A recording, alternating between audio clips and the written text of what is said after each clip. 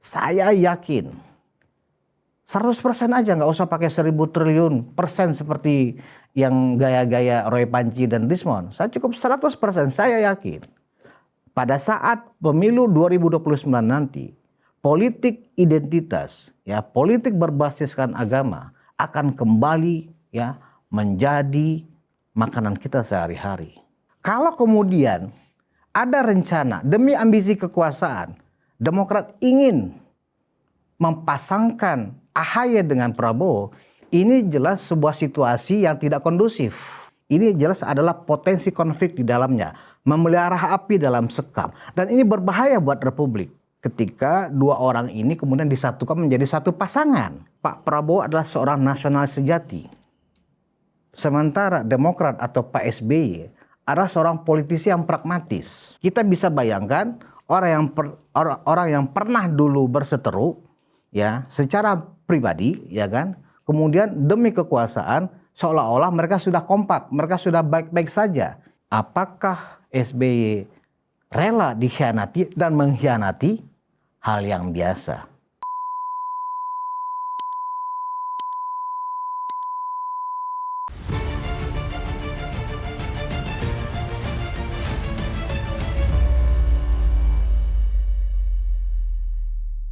Hai penonton Ruang Konsensus Unpacking Indonesia dimanapun Anda berada. Hari ini monolog Ruang Konsensus akan kembali menjumpai Anda. Masih bersama saya Budius Ma'ruf Piliang, anak sulung Mulyono. Ini adalah pusatnya termul-termul. Dimanapun termul berada, tetap solid ya. Kita sekarang sebenarnya dalam suasana berduka ya, karena saudara-saudara kita di 3 provinsi besar ya, dari Provinsi Aceh, Sumatera Utara, dan Sumatera Barat sudah beberapa hari ini ya mengalami musibah banjir besar dan juga mungkin ada banjir bandang, dan tentu segenap rakyat Indonesia ikut merasakan kesusahan yang dialami sekarang oleh saudara-saudara kita di 3 provinsi tersebut. Dan hari ini Presiden Prabowo sudah langsung berkunjung ke lokasi, dan kita sudah lihat tadi Presiden Prabowo sudah datang ke Sumatera Utara, kemudian pindah ke Aceh, terakhir mungkin ke Sumatera Barat. Dan memang kita melihat secara dampak ya, selain mengakibatkan sekitar 442 orang korban meninggal, ada yang belum ditemukan atau bahkan ada yang hilang. Nah, sampai sekarang memang pemerintah belum menetapkan apakah musibah ini berkategori sebagai bencana nasional. Nah, mungkin pemerintah akan menghitung apa status dari musibah ini. Kita tentu ikut ya. Banyak saudara-saudara kita yang di luar 3 provinsi itu sudah berinisiatif memberikan sumbangannya ya, dan kemudian disalurkan ke saudara-saudara kita. Saya nggak tahu nih mau disalurkan kemana. WAG juga banyak untuk berdonasi, dan kemudian berapapun sumbangannya akan disalurkan entah ke PMI ya, atau kemungkinan mungkin ada rekening tertentu yang disiapkan pemerintah untuk menerima donasi dari masyarakat. Itu adalah bentuk solidaritas kita sebagai sesama anak bangsa. Nah, hari ini saya akan mendiskusikan ke para termul-termul dimanapun Anda berada tentang Demokrat, tentang Partai Demokrat. Sebenarnya isunya mencuat bukan kita sedang mengkambing hitamkan Partai Demokrat, nggak ada. Yang ingin saya bahas hari ini adalah kemungkinan ya, apakah layak, apakah pantas ya, apabila nanti pada saat 2029 Prabowo berpasangan dengan Agus Harimurti Yudhoyono.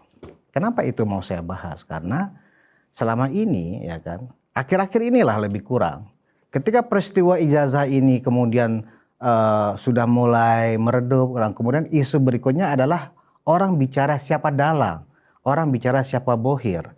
Dan memang belum ada yang definitif. Ini hanya baru bersifat analisa.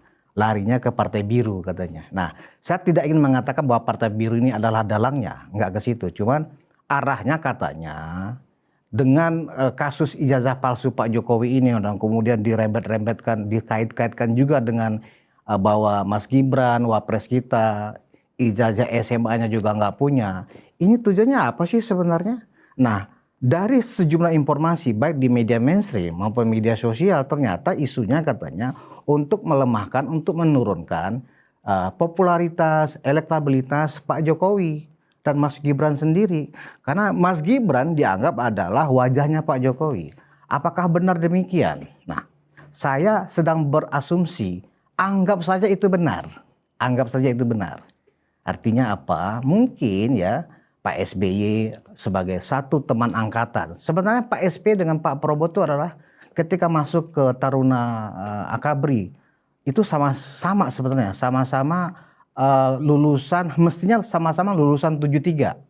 Tapi karena ada satu peristiwa, akhirnya Pak SBY lulus duluan 73 dan kemudian baru tahun 74 ya Pak Prabowo bersama adiknya ya kan Syafri Samsudin barengan sebagai lulusan 74.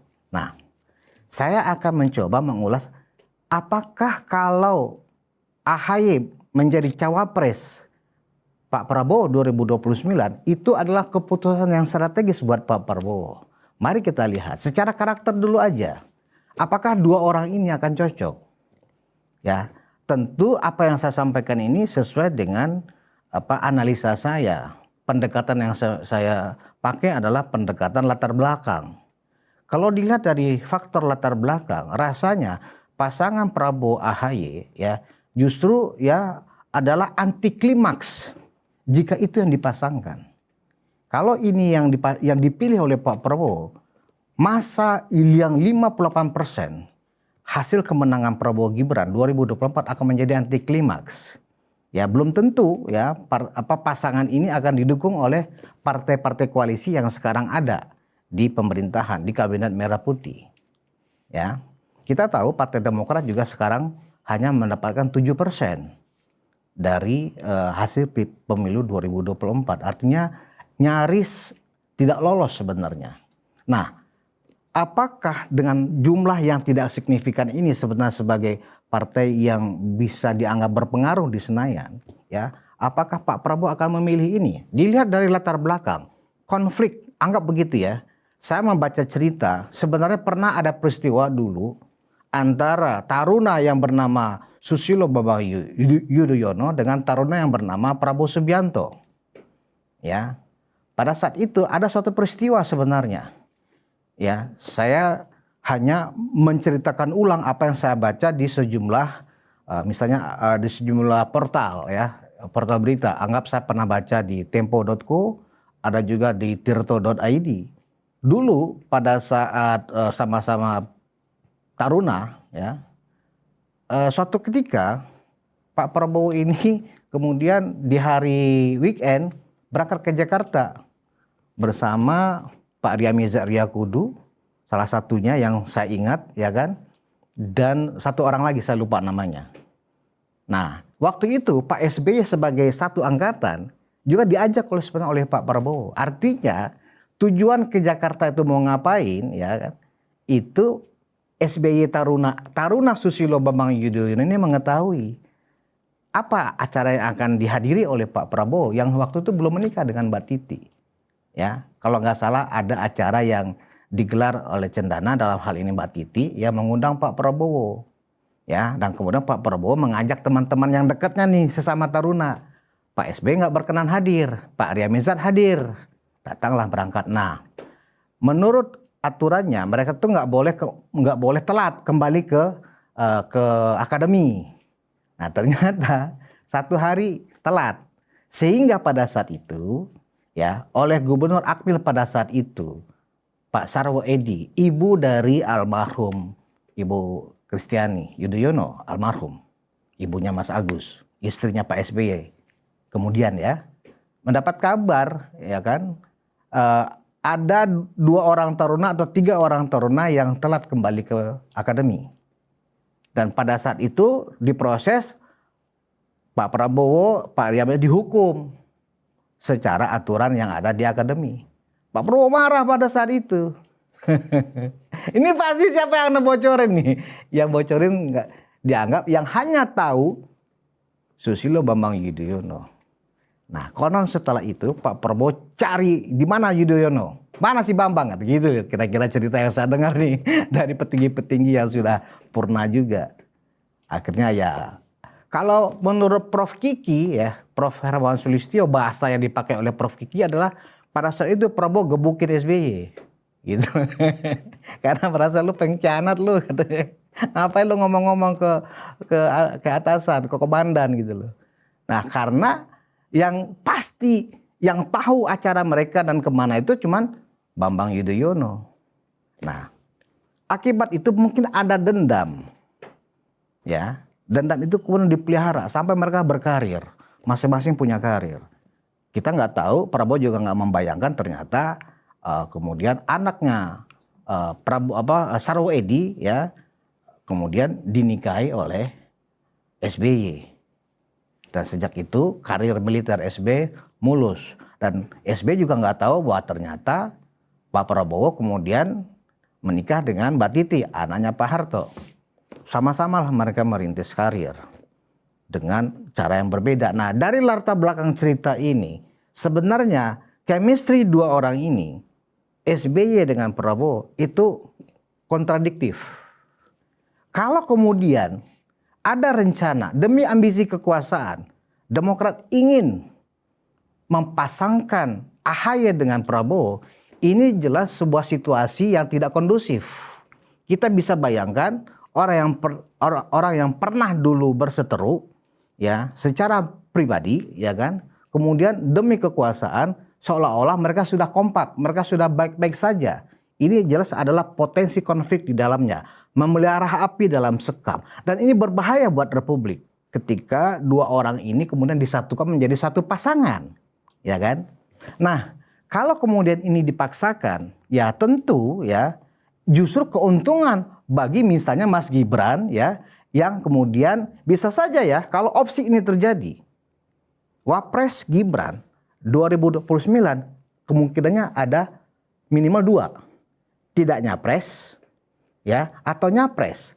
Saya tambah satu opsi, bisa jadi dilamar menjadi cawapres bagi pasangan yang entah siapa nantinya. Tetapi kalau kita lihat basis masanya Pak Jokowi, jangankan menunggu 2029.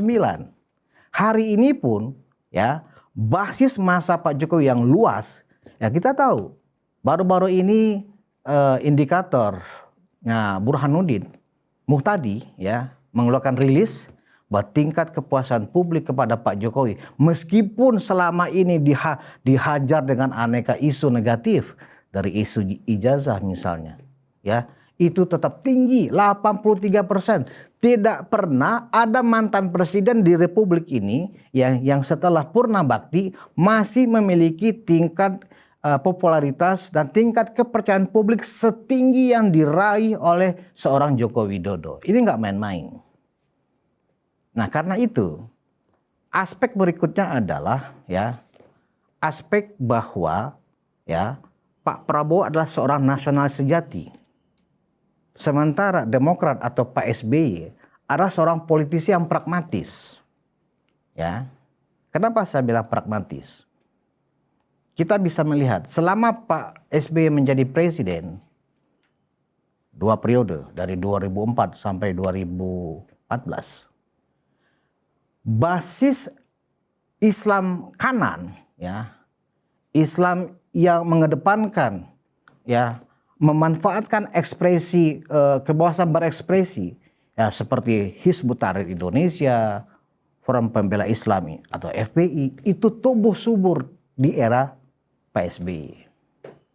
Makanya nggak aneh kalau kemudian ya mereka ini hingga sekarang punya kaitan, punya komunikasi yang intens ya untuk mencoba mengambil kesempatan di 2029. Karena mereka berkembang begitu besar, begitu luas ya, sampai kemudian HTI ini menyusup di banyak lembaga ya, di kementerian, di lembaga, di partai politik, di TNI, di polisi ya.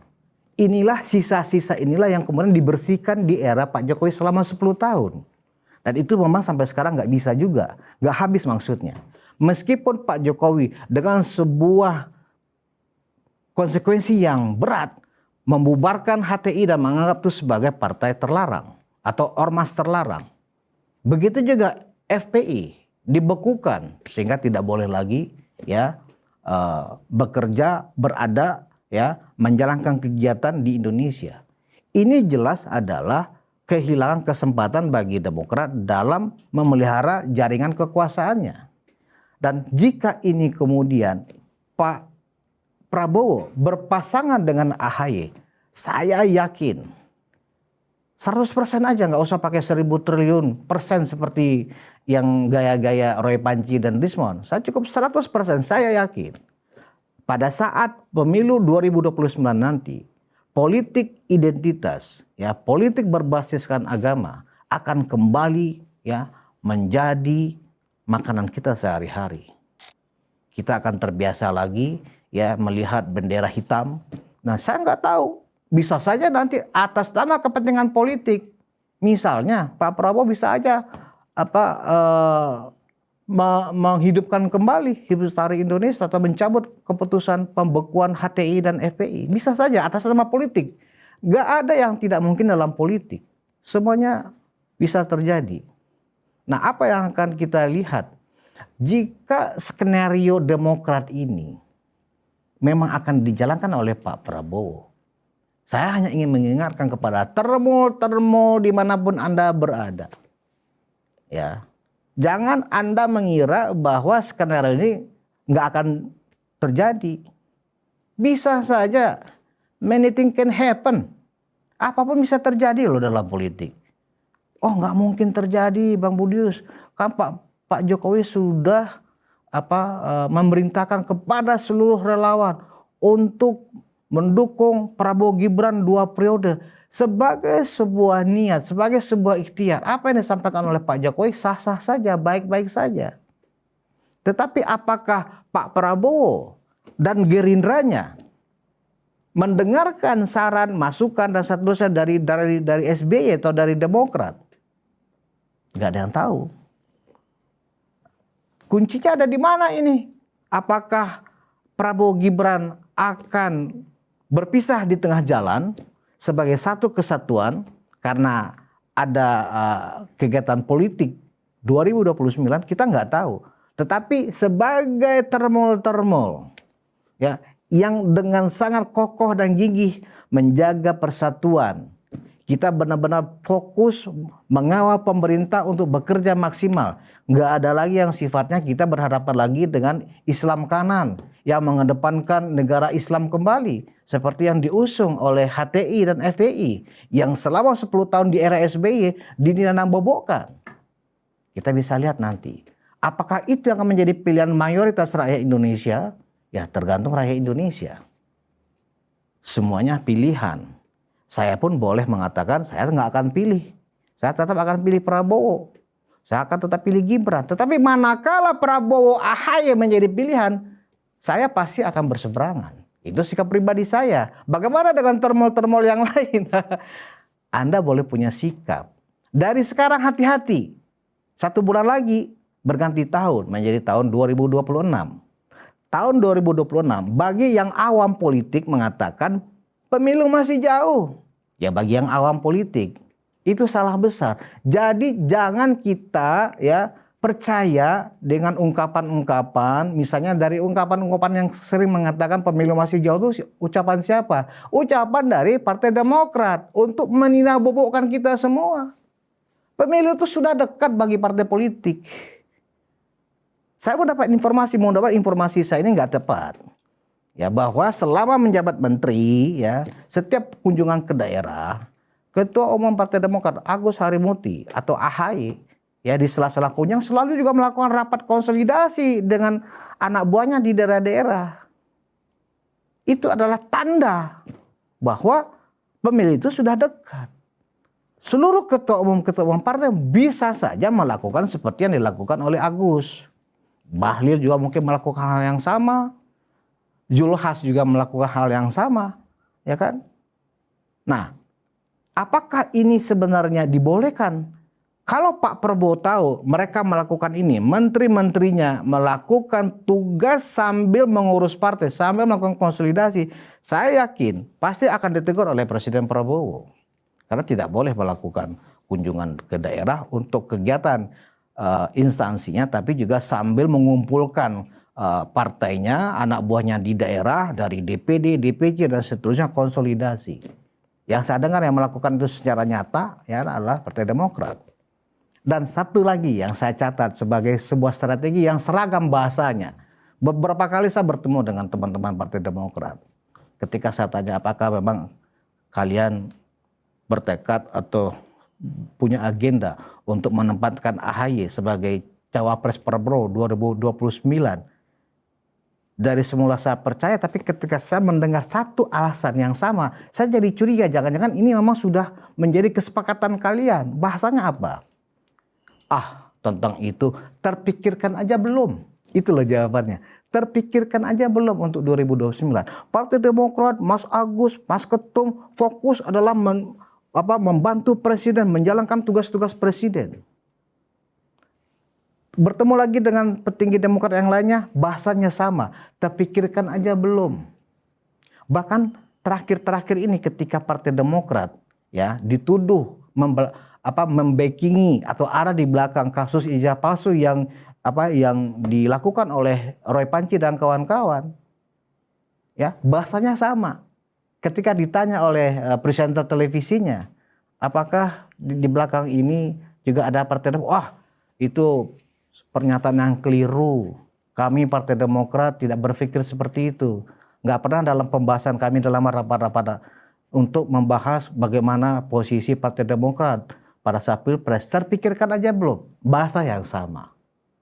Ketika bahasa yang sama ini muncul dari orang-orang yang berbeda, artinya apa? Jangan-jangan ini sudah menjadi kesepakatan. Kita nanti bahasanya supaya kita nggak ketahuan, bahasanya harus jawabannya ini ya. Terpikirkan aja belum? Itu adalah indikasi. Karena itu ya, kita sebagai orang yang menginginkan pemerintahan Prabowo Gibran ini fokus, bekerja mengurus rakyat, banyak sekali persoalan di depan mata. Bukan hanya persoalan bagaimana kita mengejar pertumbuhan ekonomi mencapai 8% 2029. Dari 5,1 menjadi 6% seperti yang ditargetkan oleh Menteri Keuangan Purbaya tahun depan. Ya, bagaimana kita mengurangi pengangguran, bagaimana menarik investor asing, bagaimana menjaga nilai tukar rupiah terhadap dolar Amerika. Ya, sekarang pemerintah juga harus konsentrasi. Ada bencana besar yang terjadi di Pulau Sumatera. Dan itu luar biasa. Pasti akan menyedot anggaran yang tidak kecil. Karena itu menyangkut infrastruktur jalan. Menyangkut hajat rakyat. Karena harus membangun ribuan rumah seperti kita lihat dulu waktu musibah tsunami di Aceh. Tidak sedikit anggarannya. Bisa lebih dari 500 triliun. Sementara yang ada pemerintahan sekarang APBN-nya itu ya defisit anggaran berjalan itu sekitar 600 sampai 700 triliun rupiah. Ditambah lagi ada bencana seperti ini. Benar, Presiden Prabowo hari ini mengatakan kita bangsa yang kuat, kita sanggup menghadapi ini. Benar, secara moral Presiden Prabowo harus mengatakan itu kepada rakyatnya. Tapi saya tahu otak Presiden itu pusing bagaimana cara mengatasi ini sebenarnya. Karena itu, dari opsi yang saya anggap saja benar. Nantinya nih 2029, Prabowo AHY. Mas Gibran kemana? Nah nanti Mas Gibran kemana nanti akan saya ulas dalam episode terpisah. Tapi kita berandai-andai dulu. Anggap aja kebohongan Demokrat ini akan terbongkar. Nanti benar kok Prabowo berpasangan ternyata dengan AHY. Mari kita hitung kalkulasinya. Bagaimana cara memutus mata rantai kekuasaan atau kekuatan mereka? Saya hakul yakin seorang Insinyur Joko Widodo tentu sudah menghitung ini lebih pakar, lebih jelimet, lebih dalam dibanding seorang Budius Ma'rufil yang anak sulung Mulyono. Saya aja yang hanya seorang pemerhati sosial media berlatar belakang jurnalistik bisa membaca ini dengan mudah kok, apalagi seorang Insinyur Joko Widodo. Ya, sekali lagi, opsi siapa pasangannya itu adalah hak dan kewenangan 100% Presiden Prabowo.